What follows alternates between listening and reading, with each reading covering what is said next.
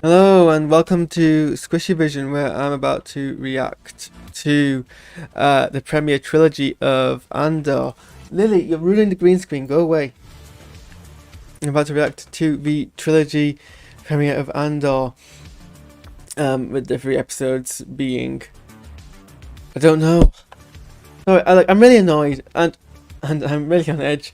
Um, I'm annoyed that I screwed up this opening. I'm annoyed that it took me a week to watch um, Andor.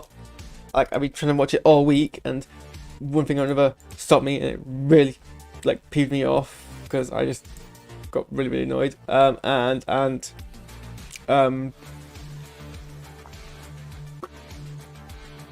um, I'm annoyed that I now only have like a couple minutes to react to this because Lily was sleeping on my lap for like 3 hours, so I'm 3 hours late. I was gonna do this like last night, and I had to wait 3 hours for Lily to get off me, and even then she didn't get off me, and so now I know that she's ruining the green screen. Lily, you can't sit there.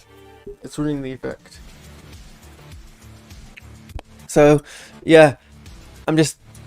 This is. I'm not in the best mood for this, but it's like I said, it took me a week to freaking get around to watching this thing. But yeah, the 3 episodes are Casa, That Would Be Me, and Reckoning, and this show opens extremely strongly.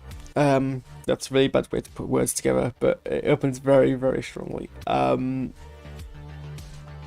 With a person of color accidentally killing 2 white cops who are harassing him, and having to deal with the fallout of that, and appreciating the vulnerable situation that he's in, and having to like make a decision based on that is a very political message to send out. And I'm sure one which is either going to piss a lot of piss babies or go over the heads of the rest.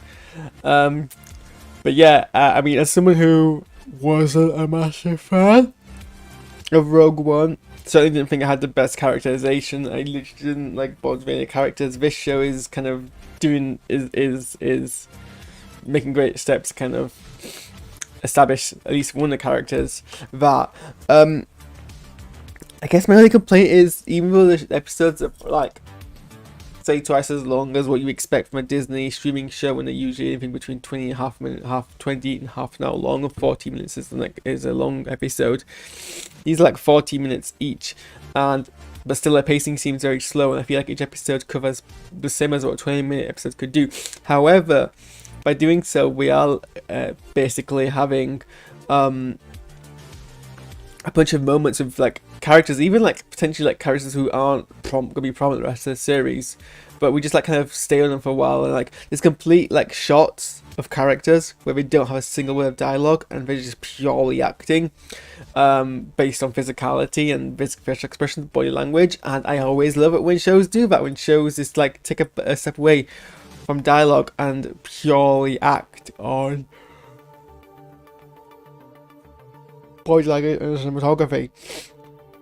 There's a lot of that. There's a lot of characters just like staring, and like you have to like watch them closely and work out what they're thinking. And there's a lot of characters in this show. Again, I don't know how many of them are going to be prominent going forward, or if they're just kind of prominent for like the opening trilogy.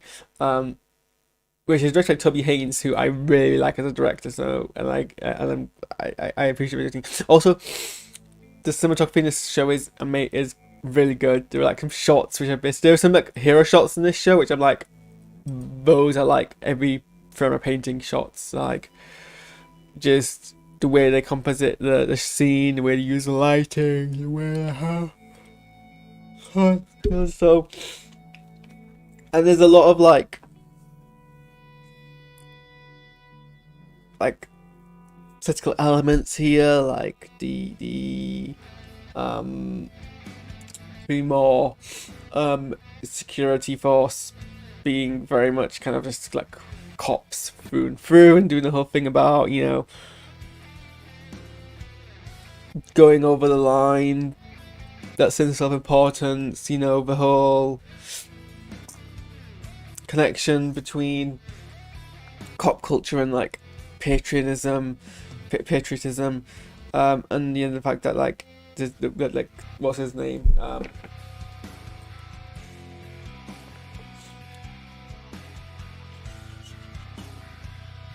Khan, Cyril Khan is like passionate about his sense of justice, and there's the one who's like, oh yeah, there's like so many cops these, and he's like his sergeant is like, oh, there's like so many cops these days who are just like doing only like half measures and not being harsh enough, and they're not going full enough. And you know, there's real cops in real life who have the same sentiment, who are very like kind of think that who the ones who like, oh, wear the thin blue line between chaos and order, and you know, we need to be strict. And it's like, you know what, we're really great. I mean, fair, they're already kind of like, you know, the analogy isn't subtle. They literally call the boys in blue. They literally call that.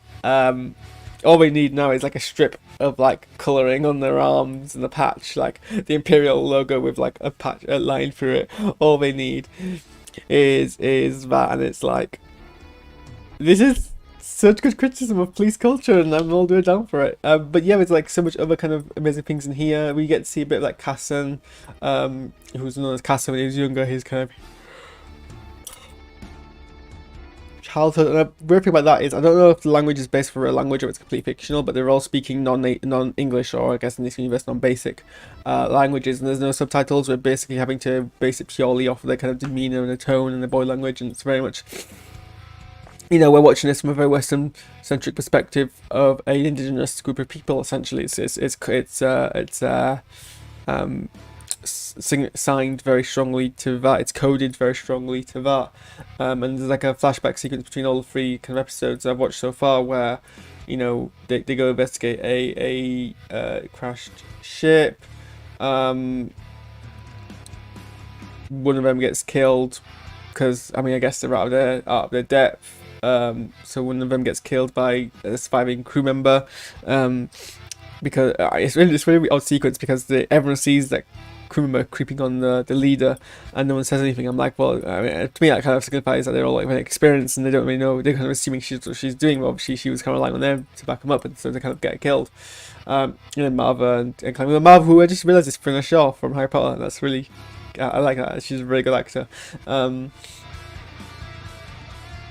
And the interesting thing is that they basically take him away from the planet because they're worried that he'll be executed by the Republic if he stays there.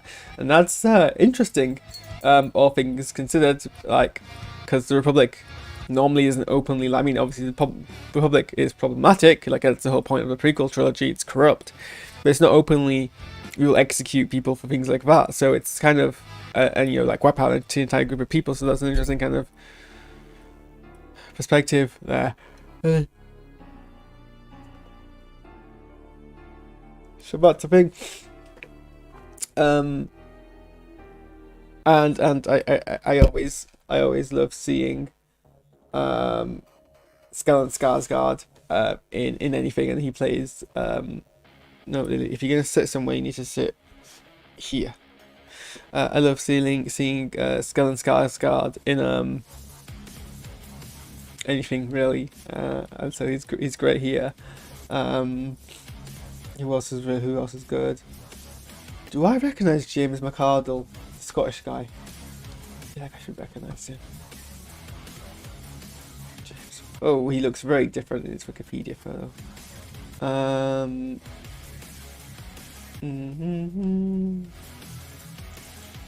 Let me look at these television credits. I feel like I should recognise him from somewhere. He was in The Force Awakens, but he was playing a different character, and I don't think that's where I recognise it from. No, I just think he just has one of those Scottish faces that everyone recognises.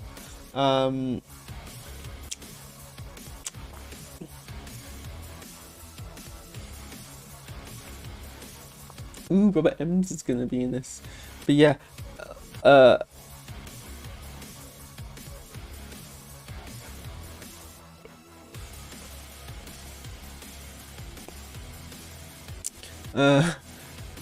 sorry, I'm like really tired because, like I said, I'm not had a chance to sleep because I was waiting for Lily to get off there. If it would get off me, I mean, if I fell asleep during that time, I would not have woken up to do this.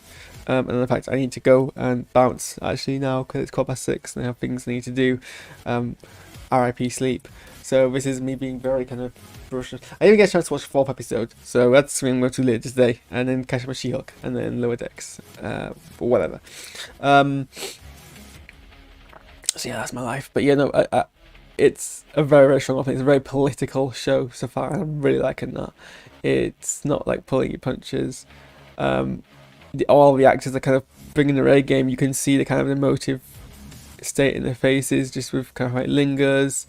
Kyle Solis playing a very kind of pathetic white supremacist coded person, and it's good. I like that. You know, that's commentary that's being told with his character. I feel like this mic is too far away from me. That's because the pop filter is too.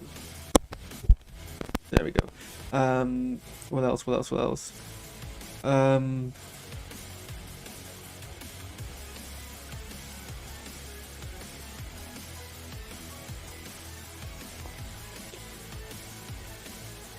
I love the whole bit with the whole town doing the banging on the metal bits. It's kind of like intimidating, like create a reckoning, and finish those kind of narration of, you wouldn't reckon it to stop when it keeps going, and then when it stops, that's when you gotta be scared, and that's a kind of a really cute sentiment, a very kind of terrifying and powerful, impactful sentiment.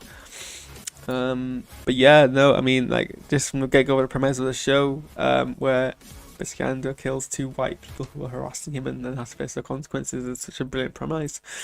I wasn't expecting it to go that hard, that far, so fast. Even though I knew it was going to kind of deal with current political situations, I didn't realize it was going to like literally be the first like pre-credits. Well, I don't know if it was pre-credits, but definitely the first kind of scene. What else did I pick up on?